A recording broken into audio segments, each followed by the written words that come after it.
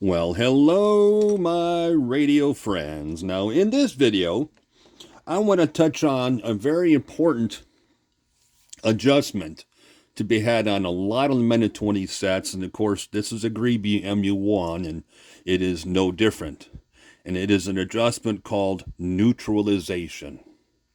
And before I go into the process of actually neutralizing this set, I wish to take a moment and kind of discuss kind of briefly what neutralization is and maybe why it is in fact important.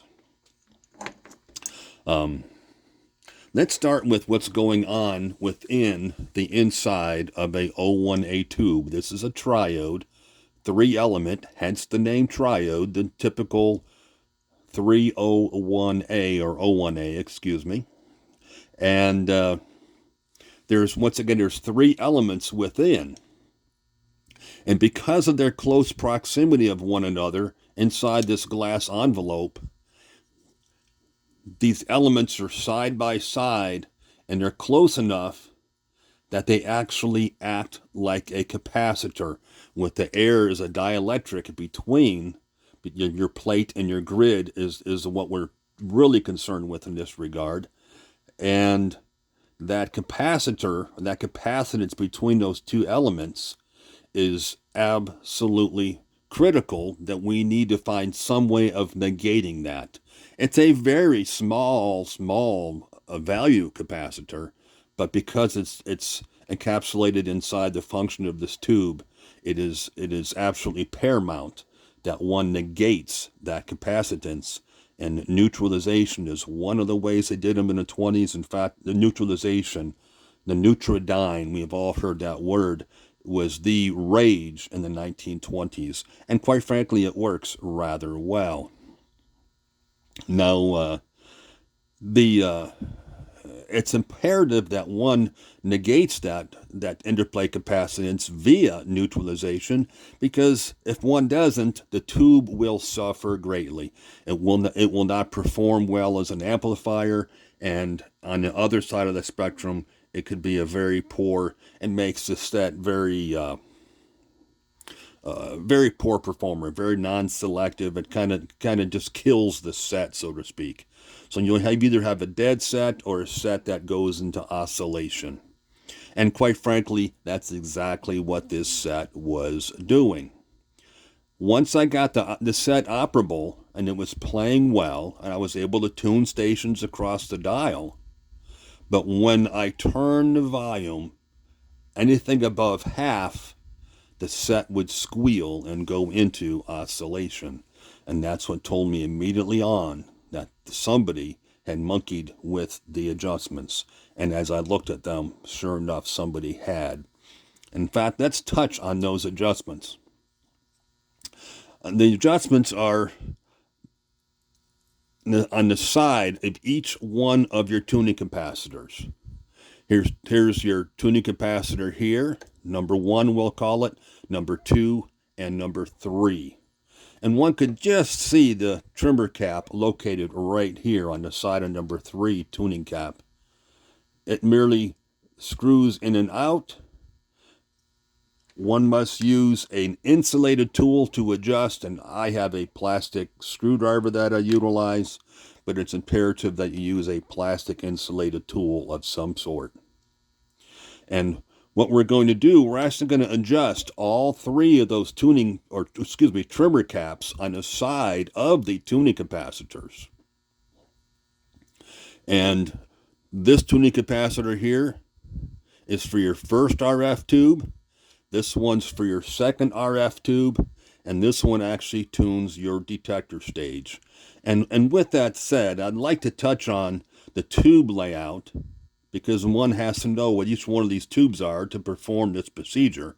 And this layout differs a fair amount from the typical 5-tube set that most of us are familiar with in the 1920s. In this case, here is our first RF tube. Here's our second RF tube. Here's our detector. Here's our first audio. And all the way to the right is our second audio. So once again, first RF, second RF, detector, first audio, and second audio. And when we perform this neutralization procedure, once again, like I say, one has to start with a good operable set. One's going to want to tune a station mid-dial, somewhere around 50 on the dial. It doesn't have to be 50, but you want to go mid-dial. And once again, tune it in and get the set operable. What the trick to it is one needs to take another O1A tube and notice the filament pin on this tube. I put a piece of heat shrink over one of the filament pins, and one has to insulate one. It doesn't matter which filament pin, but just one of the filament pins has to be insulated so that you do not want the filament illuminating in the tube during this particular procedure. So once again, we'll start with our tube insulated, set operable, tuned mid-dial. We are going to remove our second RF tube.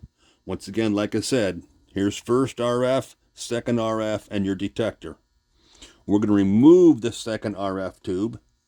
We're going to install our special tube, if you want to call it that. And at that point, the set should still be playing, but with much weaker signal.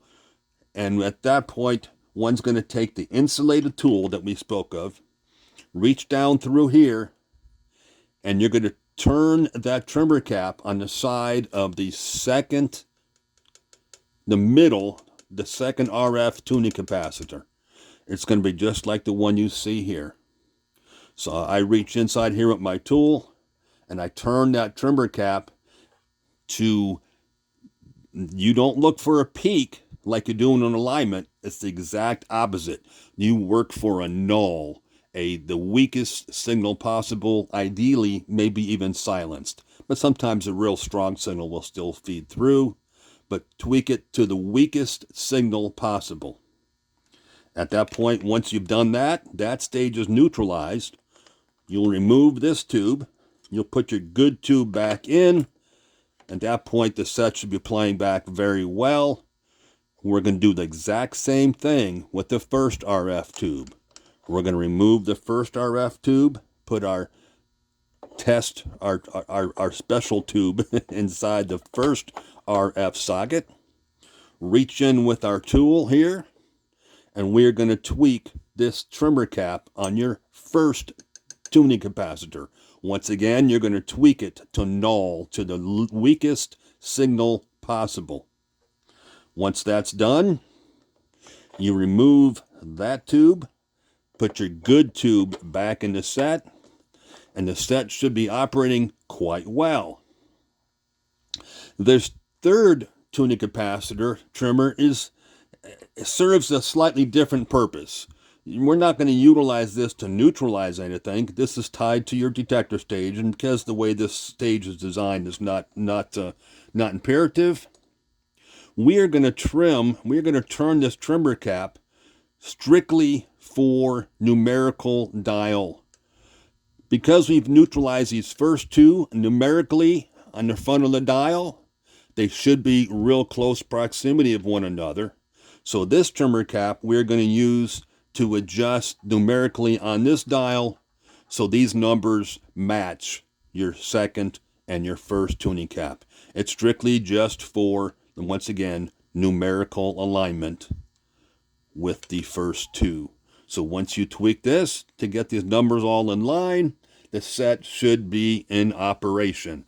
And in this case, once I performed this procedure, I was able to go full volume, and the set did not squeal, and it performed very, very well. Very selective.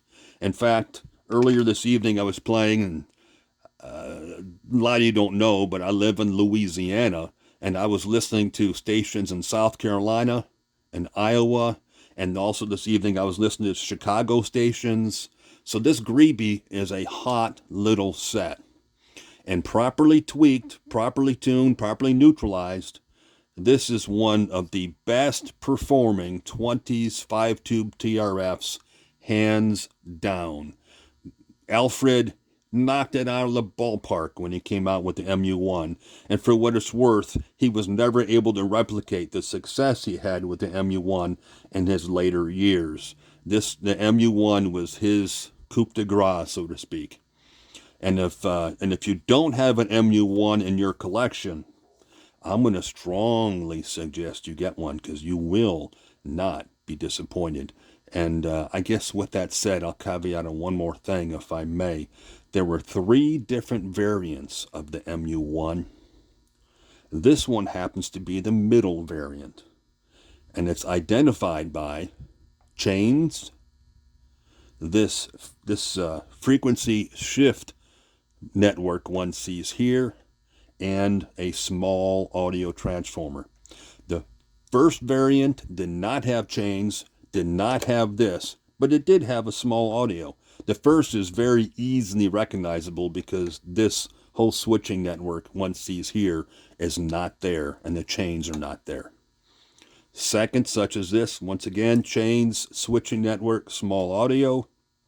The third, the variation, which is the best variation, I will say the third iteration has better audio quality than the first and second.